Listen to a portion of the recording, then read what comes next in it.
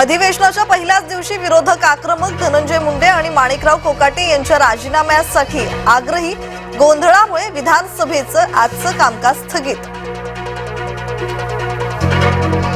बीड आणि परभणी प्रकरणी मुख्यमंत्र्यांनी धादांत खोटी माहिती दिली, मुख्यमंत्र्यांवर हक्कभंग प्रस्ताव आणणार पटोले आक्रमक, मंत्रिमंडळातील 65% मंत्री गुन्हेगार असल्याचाही आरोप। ठाकरे गटाला विरोधी पक्षनेतेपद मिळण्याची शक्यता, विधानसभेत शिवसेना मोठा पक्ष, ज्यांचे आमदार जास्त त्यांचा विरोधी पक्षनेता, पटोलेंचं वक्तव्य। हातात बेड्या घालून जितेंद्र आव्हाड विधिमंडळ परिसरात, अमेरिकेतून भारतीयांना बेड्या घालून पाठवल्याचा निषेध, धनंजय मुंडेंच्या राजीनाम्याचीही मागणी।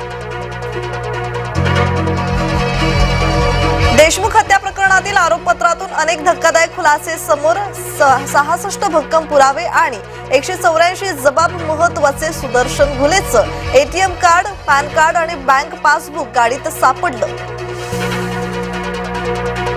महादेव मुंडेंच्या पत्नी ज्ञानेश्वरी मुंडेंचं उपोषण, हत्येला 16 महिने उलटूनही मारेकरी मोकाटच, जिल्हाधिकारी कार्यालयासमोर बेमुदत उपोषण।